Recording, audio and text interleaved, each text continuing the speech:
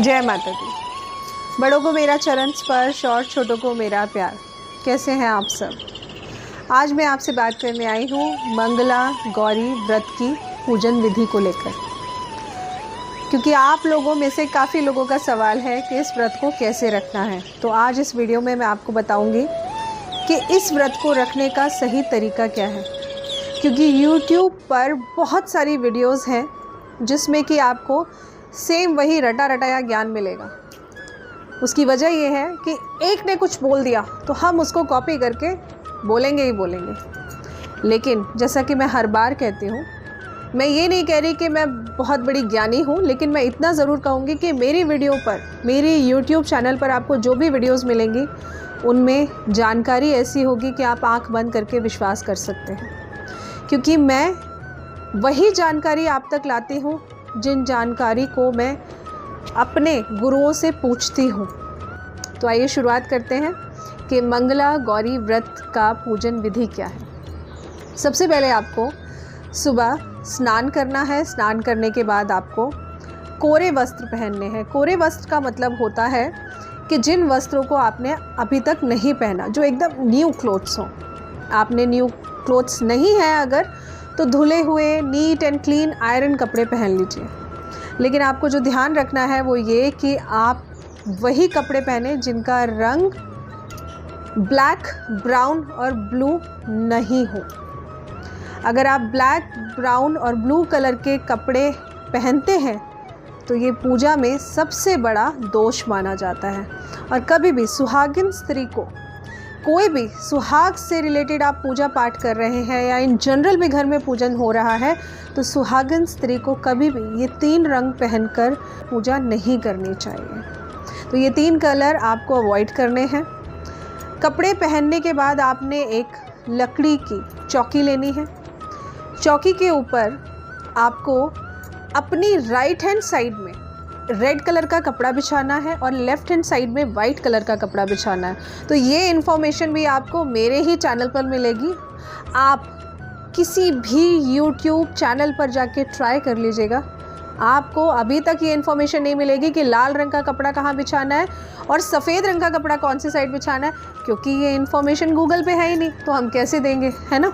चलिए, तो आपको राइट हैंड साइड में रेड कलर का कपड़ा बिछाना है, लेफ़्ट साइड में वाइट कलर का कपड़ा बिछाना है। इसके बाद सबसे पहले आपको सफ़ेद रंग के चावल लेकर 9 ढेरी बनानी है वाइट कलर के कपड़े के ऊपर, क्योंकि ये 9 ढेरी हमारी नवग्रहों का रूप मान के हम उसका पूजन करेंगे। इसके बाद आपको रेड कलर के कपड़े पर सबसे पहले आपको एक पान का पत्ता लेना है। पान के पत्ते के ऊपर चावल रखना है। चावल के ऊपर आपने गणेश जी की मूर्ति की स्थापना करनी है। अगर गणेश जी की मूर्ति आपके पास नहीं है तो मिट्टी की मूर्ति अगर मार्केट में अवेलेबल है, मिल जाए तो आप ले आइएगा, और अगर वो भी नहीं है तो आप छोटी सी सुपारी लीजिएगा और सुपारी में कलावा लपेट कर, आपने देखा होगा ना हमारे घर में पंडित जी आते हैं, पूजा करते हैं, हवन करते हैं, तो वो सुपारी में ही कलावा लपेट कर उनको गणेश का स्वरूप दे देते हैं। तो वैसे बना कर के आप पान के पत्ते के ऊपर थोड़े से चावल रखकर और उसमें गणेश जी की स्थापना कर दीजिएगा। फिर आपने गेहूं लेना है और गेहूं से आपको 16 ढेरी बनानी है, क्योंकि ये हमारी षोडश मात्र के रूप से हम इनकी पूजा करते हैं। तो 16 ढेरी आप बनाएंगे गेहूं से। इसके बाद आपने एक मुट्ठी में गेहूं लेना है। अपनी लेफ़्ट हैंड साइड की तरफ वो एक मुट्ठी का गेहूं आपने रखना है, क्योंकि इस पर आप करेंगे कलश की स्थापना। अब जो ध्यान देने वाली बात है वो ये है कि आपको गेहूं इस तरह रखना है कि थोड़े से गेहूं आपके वाइट कलर के कपड़े पर हो और थोड़े से गेहूं आपके रेड कलर के कपड़े पर जाए। उसके ऊपर अब आपने कलश स्थापना करनी है। कलश स्थापना के लिए कलश के अंदर आपको थोड़ा सा गंगा जल या गुरुद्वारे का जल मिलाकर जल रख लीजिए। उसमें 1 का सिक्का डाल लीजिए, थोड़े से चावल डाल लीजिए, 1 हल्दी की गांठ डालिए और सुपारी डालिए।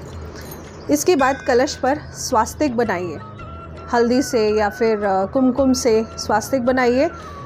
फिर कलावा लेकर कलश के मुंह पर आपने 16 राउंड लगाकर 16 गांठें बांधनी है। इस पूजा में 16 का बहुत महत्व होता है। तो जब आप 16 राउंड लगाकर 16 गांठें बांध देंगे इस कलश पर, उसके बाद आपने श्रीफल लेकर इस कलश के ऊपर रखना है। और पंचपल्लव में आप अशोक के पत्ते ले सकते हैं और आम के पत्ते ले सकते हैं, जो भी आपको इजीली अवेलेबल हो आपके आसपास, आप वो पत्ते ले लीजिए। पत्तों का जो क्रम रहेगा वो 5, 7, 11, 21 इस तरह से रहेगा। पत्तों को पहले धो लीजिए, धोकर उन पे भी आपने तिलक करना है। हल्दी का तिलक हर पत्ते पे होना चाहिए और उसके बाद रोली का तिलक होना चाहिए और उसके बाद चावल। पत्तों को एक तरह से सजाया जाता है।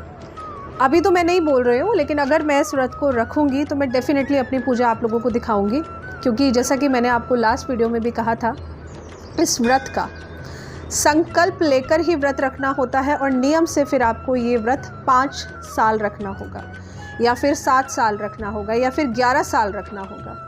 तो अभी क्या है, हम जब भी कोई ऐसी चीज़ सुनते हैं तो हमें लगता है ना, अरे वाह हम तो करेंगे इसको, अरे वाह हम ये पूजा करेंगे।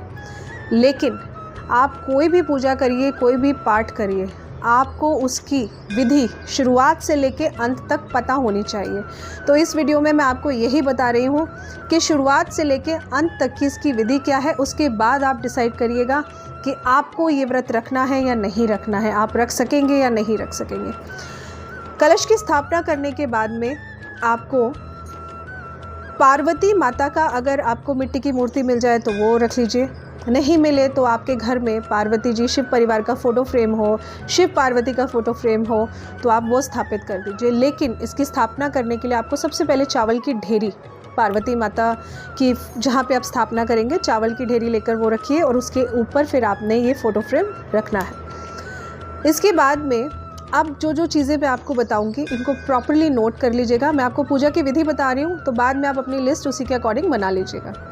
अब आपने क्या करना है, सबसे पहले आपको एक लोटे में जल लेना है, उससे सबको स्नान कराना है। शुरुआत आपको करनी है गणेश जी से।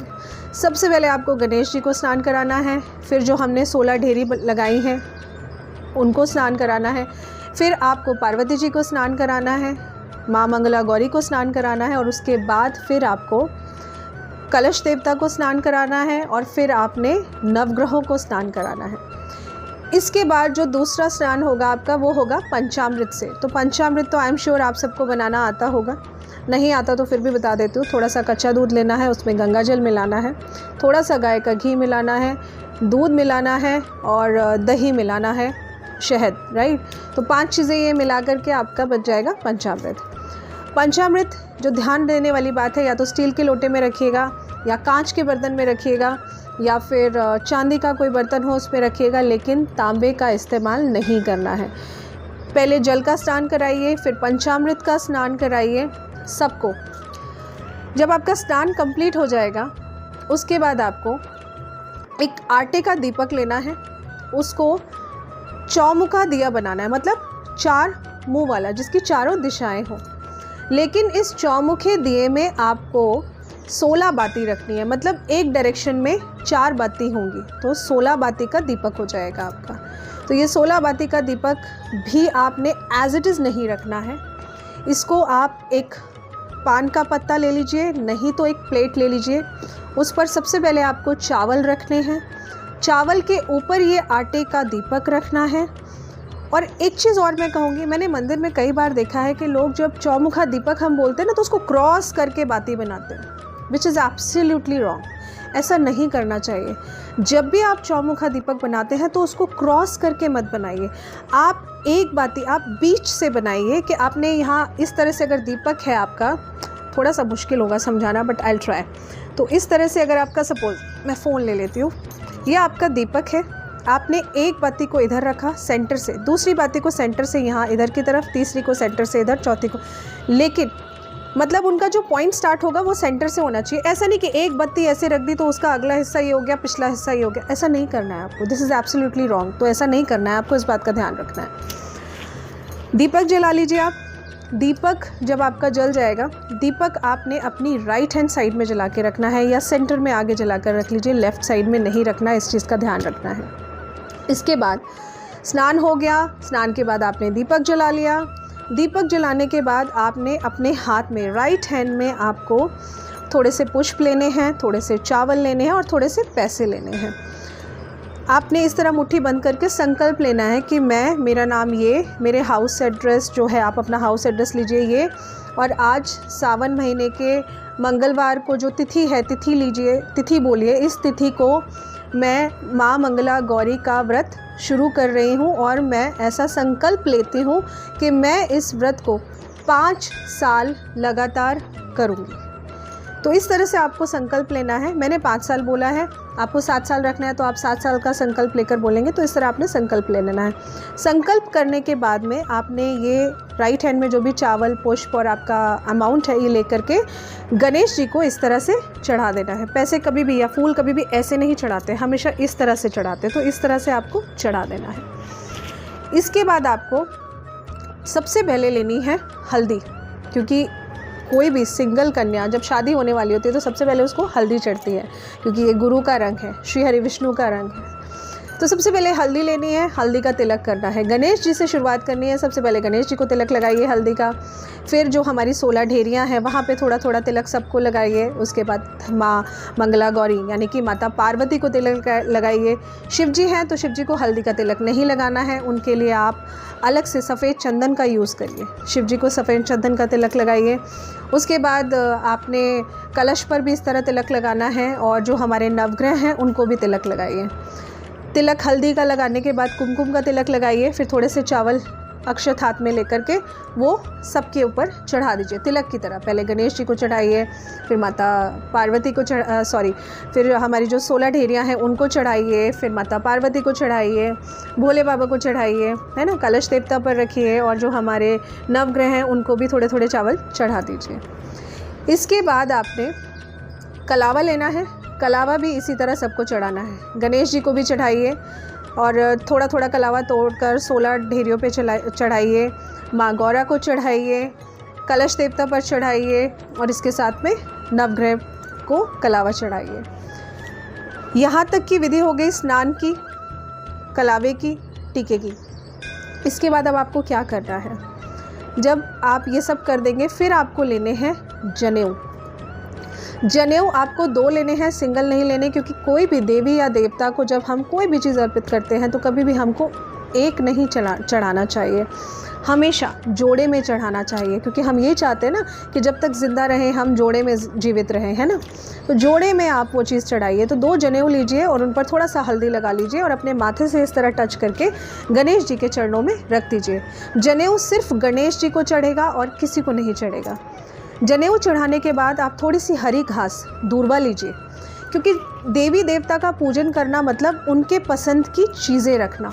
आप उनको आमंत्रित कर रहे हैं, जैसे आप अपने घर में गेस्ट बुलाते हैं तो आप वही कोशिश करते हैं ना कि जो चीज़ उनको पसंद है हम वही बनाएं, है ना। तो उसी तरह गणेश जी के लिए दूर्वा लीजिए। सबसे पहले गणेश जी को दूर्वा चढ़ाइए और फिर वही थोड़ी थोड़ी दूर्वा सबको चढ़ा दीजिए। लेकिन इस बार एक चीज़ का और ध्यान रखना होता है कि चीज़ें हम वही चढ़ाएँ जो सबको पसंद हो। ऐसी कोई चीज़ ना चढ़ाएं जो किसी को पसंद ना हो। और सफ़ेद चंदन, जैसा कि मैंने कहा, सफ़ेद चंदन का तिलक सिर्फ भोलेनाथ को आप लगा सकते हैं। सफ़ेद चंदन का तिलक आप गणपति जी को भी लगा सकते हैं, लेकिन गलती से भी पार्वती माता को सफ़ेद चंदन मत लगाइएगा। इस बात का ख़ास तौर से ध्यान रखिएगा। इसके बाद आपको, जब आपने ये सारी विधि कर ली, आपने दूर्वा सबको चढ़ा दी, फिर लीजिए बेलपत्री। बेलपत्री आपने गणेश जी को चढ़ानी है, 16 ढेरियों पे चढ़ानी है, सेम उसी तरह सबको चढ़ानी है। आपने बेलपत्री सबको देनी है। उसके बाद में आप फूल लीजिए। अब यहाँ से ध्यान से सुनिए, फूल लेने हैं आपको 16 या 16 तरीके के। तो 16 तरीके के फूल ढूंढ कर लाना तो बड़ा मुश्किल है। तो अगर आप गेंदे के फूल लेते हैं तो 16 फूल ले लीजिए, गुलाब के लेते हैं तो 16 फूल ले लीजिए। सबसे पहले आप ये 16 फूल लेंगे। 16 फूल लेकर के अपने माथे से लगा करके ये 16 के 16 फूल आप माता रानी के सामने रख देंगे, माँ पार्वती के सामने रख देंगे। उनके सामने जब ये फूल रख जाएंगे तो अलग से बाकी और फूल लेकर के आप, जो हमने 16 ढेरी बनाई है, उस पर अलग से एक एक फूल चढ़ा दीजिएगा। क्योंकि जैसा कि मैं बार बार कह रही हूँ, इस पूजा में 16 का बहुत महत्व है, क्योंकि इसका उद्यापन 16 मंगलवार या 20 मंगलवार पूरा करके किया जाता है। तो फूल चढ़ा दीजिए। फूल चढ़ाने, और अगर आप माला लाते हैं तो ध्यान रखिए कि आपको 16 माला लानी है, फिर 1 माला नहीं लानी है, इस बात का भी ध्यान रखिएगा। तो आप फूल चढ़ा दीजिए। फूल चढ़ाने के बाद अब आप चढ़ाएंगे मेवा, मिष्ठान, फल, क्योंकि जब भी हम किसी अतिथि को बुलाते हैं तो हम उससे खाने के लिए पूछते हैं ना, आप सीधा बात तो नहीं करने लगते ना, क्या लेंगे आप, है ना, पानी, चाय, कॉफ़ी ऑफ़र करते हैं। तो भोग, अक्सर कुछ लोगों का सवाल था कि भोग क्या बाद में लगा देना चाहिए? नहीं, भोग आपको पहले लगाना चाहिए, उसके बाद बैठकर आपको पाठ करना चाहिए। आपके घर में गेस्ट आता है, चाय कॉफ़ी ऑफ़र करते हैं, बना के देते हैं, फिर चाय की चुस्कियों का स्वाद लेते लेते बात करते हैं ना, गप्पे शप्पे तभी तो लगती हैं आपके। तो वैसे ही आपको देवी देवता के पूजन में सबसे पहले जो आपने भोग तैयार किया ना इतने प्यार से उनके लिए, वो उनके सामने रखना चाहिए। तो इसके लिए करना क्या है, आपको जो सबसे इम्पॉर्टेंट चीज़ है वो है 16 बूंदी के लड्डू या बेसन के लड्डू। बेसन के मिल जाए तो अति उत्तम, ठीक है। 16 बेसन के लड्डू लेने हैं, 16 आटे के लड्डू लेने हैं। मार्केट में नहीं मिलते तो घर में बनाइए। और वैसे भी लड्डू एक ऐसी चीज़ है कि अगर आप पूजा में खुद अपने हाथों से बनाते हैं ना, वो कहते हैं ना हमारे भगवान तो भाव के भूखे होते हैं, तो उनको, ठीक है, सब बिज़ी हैं, विमेंस हैं, वर्किंग विमेंस हैं, लेकिन कोशिश करिए अगर आप बना पाएँ तो मैं तो आपको यही कहूँगी बना लीजिए। लेकिन नहीं बना पाएँ तो आप मार्केट से भी ला सकते हैं। आप ऐसा मत सोचिए कि भगवान जी उसको एक्सेप्ट नहीं करेंगे, ठीक है।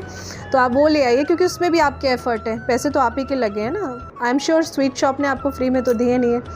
तो बेसन के लड्डू ले आइए और आटे के लड्डू ज़रूर रखिए। इसके साथ में आपको 16 मेवे रखनी है। अब 16 मेवे या तो अलग तरीके की हो, नहीं तो 16 काजू रख लीजिए, 16 बादाम रख लीजिए, 16 किशमिश रख लीजिए, है ना।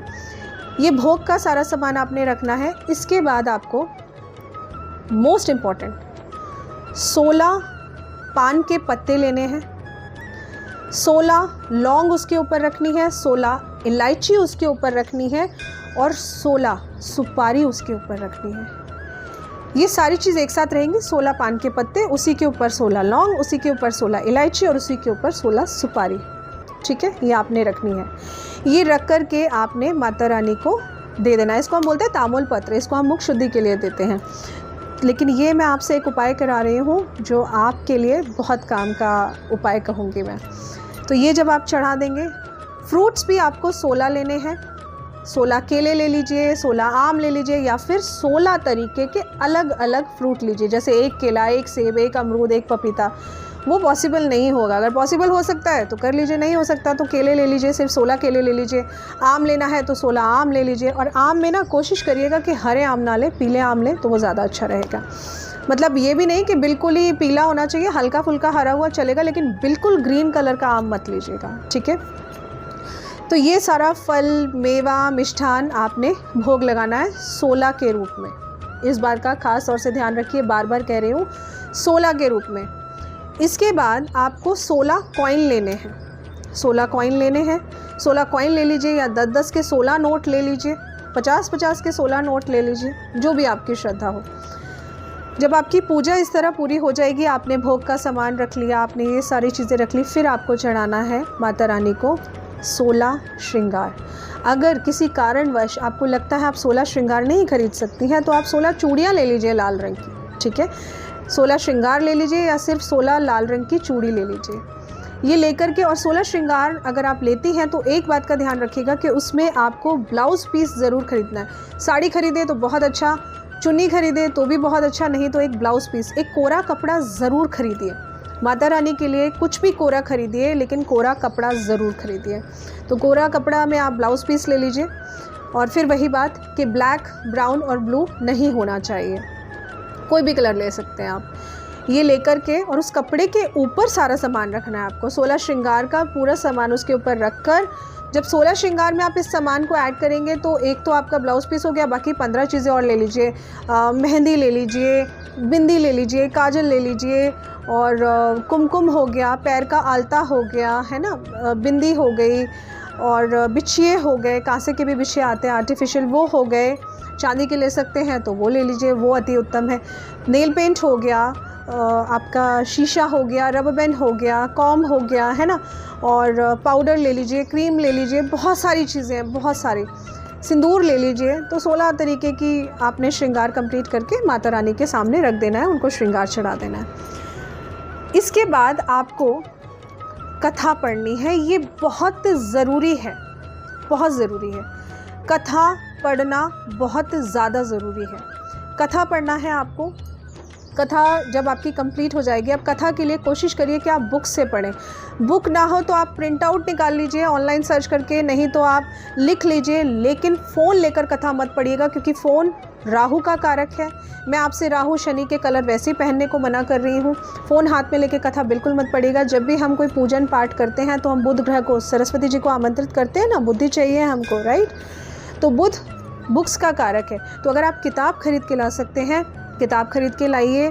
किताब नहीं खरीद के ला सकते हैं तो गूगल में सर्च कर लीजिए, माँ मंगला गौरी की कथा आप घर में लिख लीजिए, या फिर प्रिंट आउट निकाल कर वो अपने सामने रख लीजिए। कथा पढ़नी है। जब आपकी कथा कंप्लीट हो जाएगी, उसके बाद आपको आरती करनी है। आरती के लिए भी आपको 16 दीपक, 16 बाती का ही दीपक जलाना है। आरती भी अगर आप करेंगे, और आरती जब आप करेंगे तो 16 बत्तियों वाला दीपक, उसको आप ऐसा कर सकते हैं कि 16 बत्ती को आपने मिक्स करके एक बत्ती बना दी, उसकी आप आरती कर सकते हैं। लेकिन 16 बत्ती का दीपक होना चाहिए, 3, 5, 7, 11 नहीं होना चाहिए। जब आपकी आरती ख़त्म हो जाएगी, उसी थाली में, आरती की थाली खाली नहीं होनी चाहिए। और हाँ, मैं सॉरी, एक चीज़ तो भूल ही गई, बहुत इम्पॉर्टेंट, बट चलिए याद आ गया टाइम से। जब आप ये सारा पूजन कर रहे होंगे ना, जब आप स्नान करा देंगे और माँ पार्वती को, सबको स्नान करा देंगे, तो उसके बाद ना आपको आटे का ना एक सिलबट्टा बनाना होता है, जिस पे हम वो चटनी बनाते हैं ना, पत्थर सा होता है। आपकी मम्मी, आपको याद होगा ना पुराने टाइम में, हालांकि मेरे पेरेंट्स के घर तो आज भी है, बिकॉज़ मेरे फादर को ना मशीन के बिल्कुल समझ में नहीं आती है चटनी। सॉरी, थोड़ा सा पर्सनल हो गया, बट यस, आपको सिलबट्टा बनाना है। कैसे बनाना है? आपने आटा लेना है, आटे को आपने रेक्टेंगल शेप में उसको बना के, जैसे हम बॉल बनाते हैं ना, तो उसको रेक्टेंगल आपने बना लेना है, और फिर सिलबट्टा के लिए पतला सा एक पतला सा बिग बना करके वो रख लेना है, ठीक है।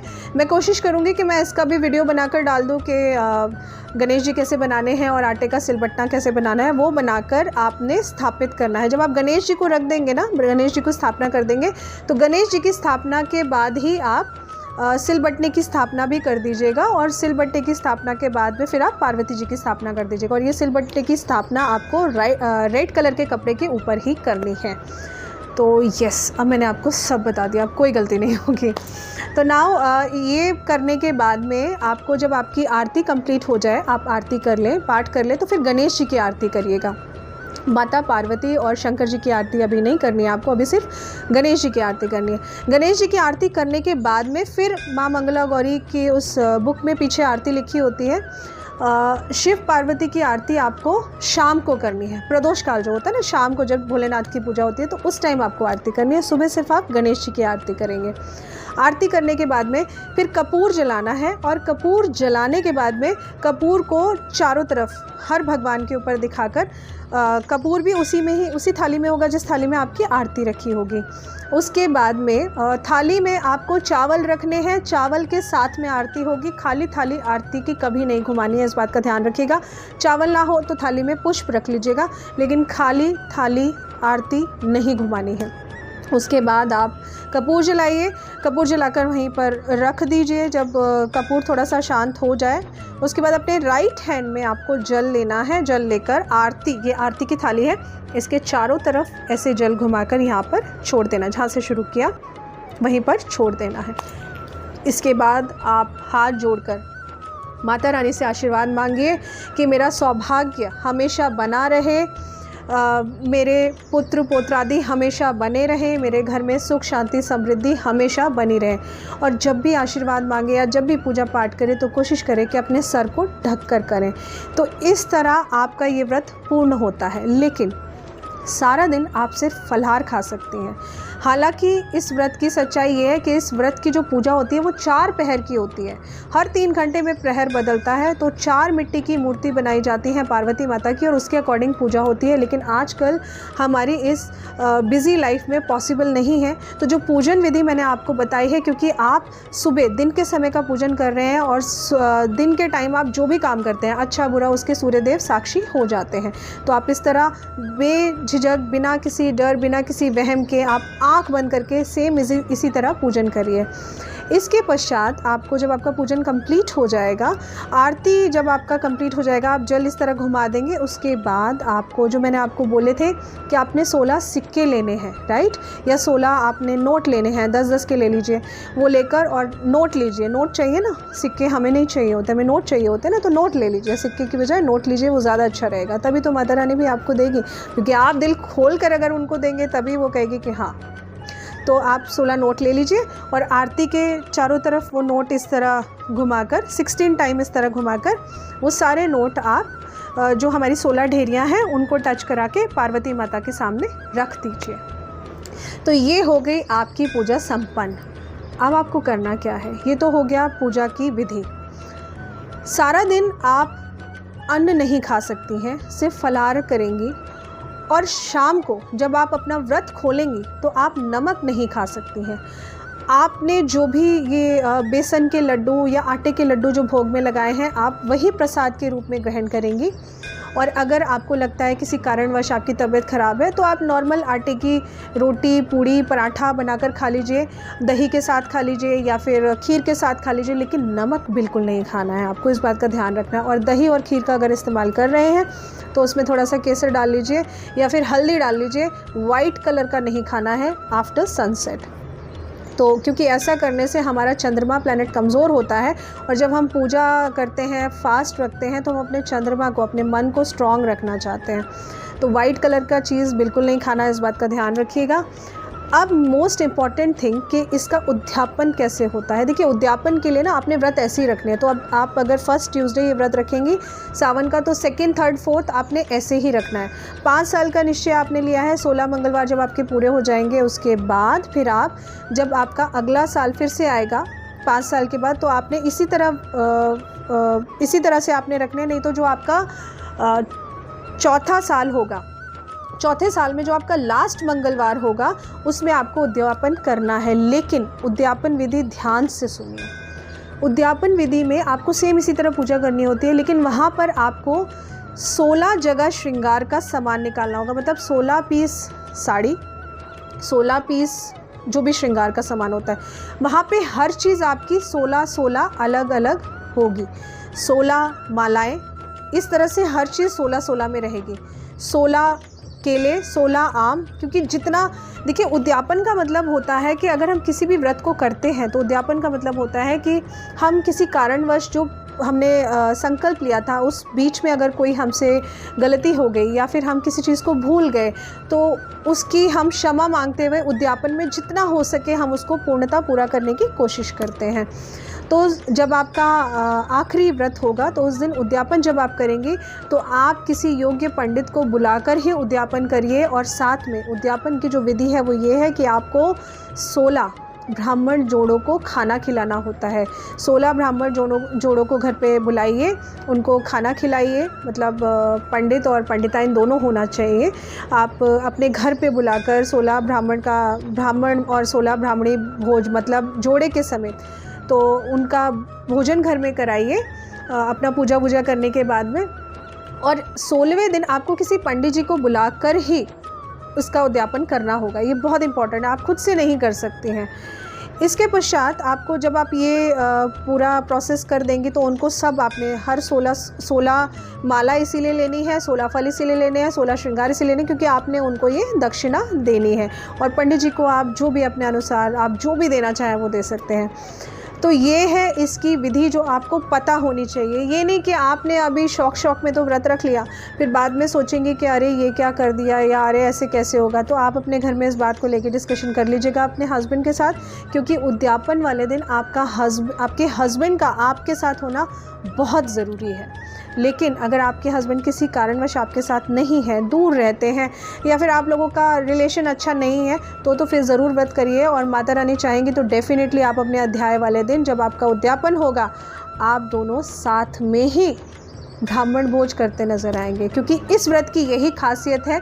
और ये व्रत माता लक्ष्मी ने ब्रह्मा जी से पूछ कर रखा था कि आप बताइए कि मुझे कभी भी मनुष्य का जीवन ना मिले, मैं ऐसा क्या करूं। तो ब्रह्मा जी ने ही ये व्रत की विधि लक्ष्मी जी को बताई थी, और लक्ष्मी जी ने भी इस व्रत को बहुत अच्छे तरीके से किया था। हालांकि इस व्रत को तो करने के बहुत अलग अलग तरीके हैं। नेक्स्ट डे जब आप उठेंगे नॉर्मल जिस दिन आपने फर्स्ट व्रत अपना पूर्ण किया है, अब नेक्स्ट डे ये नहीं कि आप अपना खाने बैठ जाएं, ऐसा नहीं करना। नेक्स्ट डे उठिए, स्नान करिए और सबसे पहले जो चौकी का सामान है वो आपने जल प्रवाह करके आना है। अब आप बोलेंगे जल प्रवाह का तो प्रोसेस है नहीं हमारे आसपास, तो जिनका हो सकता है वो जल प्रवाह फर्स्ट प्रायोरिटी में रखिए। जिनका नहीं हो सकता है, पीपल के पेड़ के साइड में गड्ढा खोदिए और गड्ढा थोड़ा गहरा खोदिएगा ताकि ये चीज़ें पैरों में ना आए। गड्ढा अगर मिट्टी की मूर्ति है तो वहाँ जाके जल प्रवाह कर दीजिए, और मिट्टी की मूर्ति नहीं है तो मतलब मिट्टी की मूर्ति है, जल प्रवाह कर दीजिए। जल प्रवाह नहीं हो सकता तो गड्ढे में भी आप डाल सकते हैं, पीपल के पेड़ के पास जो गड्ढा आपने खोदा है। लेकिन अगर ऐसा कुछ सामान नहीं है जो जल प्रवाह का है, जैसे मूर्ति नहीं है, आपकी फ़ोटो फ्रेम है, तो वो एज़ इट इज़ आप अपने मंदिर में रख लीजिए। जो गणेश जी हैं और वो सारी चीज़ें तो आपको जल प्रवाह करिए, नहीं तो पीपल के पेड़ के पास गड्ढा खोदिए। गड्ढा खोदने के बाद एक पान का पत्ता रखिए, ऐसे ही नहीं डायरेक्ट आपने गड्ढे में डाल दिया। आप गाड़ नहीं रहे हैं, आप किसी चीज़ को गाड़ने का काम करते हैं ना तो एज इट इज़ करते हैं, लेकिन आप गाड़ नहीं रहे, आप अपनी पूजा की सामग्री को उनका स्थान दे रहे हैं। गड्ढा खोद के पान का पत्ता रखिए, पान के पत्ते के ऊपर ये सारी सामग्री वहाँ पे रखिए। तो इस तरह ही आपके अगले दिन की विधि होगी। ध्यान देने वाली बात बार बार बोल रही हूँ, नमक बिल्कुल नहीं खाना, नमक नहीं खा सकते हैं आप। अगर आपको लो बीपी की शिकायत रहती है या कुछ भी, लेकिन आप नमक इस फास्ट में नहीं खा सकते। अगर आप नमक खाएंगे तो आपका व्रत संपूर्ण नहीं माना जाएगा। तो अगले दिन की भी विधि ऐसी है, चौकी का सामान सारा हटा दीजिए। जो पैसे हैं आपके, वो पैसे आप छोटी कन्याओं को दे सकते हैं अपने घर में ही, बाहर मत दीजिए, अपने घर में ही छोटी कन्याओं को दे दीजिए, नहीं तो फिर मंदिर में ले जाकर दान पात्र में डाल दीजिए। जो श्रृंगार का सामान है उसमें से अगर आपकी सासू माँ हैं, आप पैर छूकर उनको दे दीजिए। प्रसाद सासू माँ को अगर वो आपके पास रहती हैं और वो सौभाग्यवती हैं तो आप पैर छूकर उनको सबसे पहले प्रसाद दीजिए। नहीं तो फिर आप ये जो श्रृंगार का सामान होता है ना, ये मैरिड वुमेंस को ही दिया जाता है। आई होप आप मेरा मतलब समझ गए होंगे। तो अगर आपकी सासू माँ इस योग्य हैं तो आप उनको दे दीजिए, नहीं तो आपके घर में जो भी बहू बेटी या आपसे जो भी रिश्ते में ऐसा कोई है जो आपसे श्रृंगार का सामान ले सकता है, थोड़ा उनको दे दीजिए। नहीं तो आप इसको खुद यूज़ कर सकते हैं, इस श्रृंगार के सामान को आप खुद भी यूज़ कर सकते हैं। और अगर श्रृंगार का सामान आप खुद यूज़ करें तो जो भी पैसे आपने चढ़ाए हैं, संकल्प के पैसे छोड़ के बाकी पैसे जो आपने चढ़ाए हैं वो आप मंदिर में दान कर आ जाइए। तो ये पूर्णता चीज़ है। और जो श्रीफल आपने रखा है कलश के ऊपर, उसको फोड़ना नहीं है, उसको भी अगले दिन ले जा कर के जल प्रवाह कर देना है। जल प्रवाह नहीं कर सकते तो मंदिर में रखाइएगा। और जो कलश का जल था उसमें से सिर्फ सिक्का निकालकर बाकी सारी चीज़ें आप अपने घर में पौधों में जल डाल दीजिए, बाकी सारी चीज़ें निकालकर वही जल प्रवाह कर दीजिए। या जैसे कि मैंने आपको बोला कि पीपल के पेड़ के नीचे आप ज़मीन में गाड़ सकते हैं, वैसे गाड़ दीजिए। तो ये मैंने आपको इस व्रत की संपूर्ण विधि बता दी है कि शुरुआत कैसे करना है, नेक्स्ट डे आपको कैसे करना है। और नेक्स्ट डे आप खाना तभी खा सकते हैं जब आप चौकी हटा देंगे, क्योंकि आपने किसी को बुलाया, पहले आप उसको भेजेंगे तभी तो आप अपना नॉर्मल रूटीन स्टार्ट करेंगे ना। तो आपको ऐसे ही करना है। इसी तरीके से आपके सारे व्रत होंगे। और कंफ्यूज मत होइए, 5 साल का अगर संकल्प लिया है तो इसका मतलब 5 साल का संकल्प या फिर 16 मंगलवार बोलकर संकल्प लीजिए कि मैं 16 मंगलवार करूँगी, और 16वां मंगलवार आप अपना उद्यापन कर दीजिए। तो आशा करती हूँ आपको जानकारी अच्छी लगी होगी। अच्छी लगी हो तो प्लीज़ लाइक, कमेंट, शेयर और चैनल को सब्सक्राइब करना मत भूलिए। और पान के पत्ते का उपाय तो मैं बताना ही भूल गई आपको। पान का पत्ता जिसमें मैंने आपको लौंग, इलायची, सुपारी रखवाई है, ये बहुत महत्वपूर्ण चीज़ है आपके लिए। इसको फोल्ड करके कलावा बांधना है, 16 राउंड लगा के 16 गांठें बांधकर इस कलावे को इस पान के पत्ते के अंदर जो भी चीज़ें हैं इसको आप लाल रंग के कपड़े में बांधकर अपने लॉकर में ले जाकर रख लीजिए। इसको आपने लॉकर में तब तक रखना है जब तक आपका अगले सावन का मंगलवार का व्रत शुरू नहीं हो जाता। लेकिन अगर किसी कारणवश आपको लगता है कि इसमें कीड़े पड़ने शुरू हो गए हैं तो इसको ले जाकर के जल प्रवाह कर दीजिएगा, या फिर आप इसको ले जाकर के पीपल के पेड़ के नीचे गड्ढा खोद के गाड़ दीजिएगा। एटलीस्ट 43 डेज़ आपने ये अपने घर में रखना है। तो आई थिंक अब मैंने आपको सब बता दिया है, कुछ भी नहीं बचा है। लेकिन अगर फिर भी आपका कुछ सवाल है तो आपकी queries are always welcome to me. आप नीचे कमेंट सेक्शन में अपनी क्वेरी पूछ सकते हैं। जय माता दी।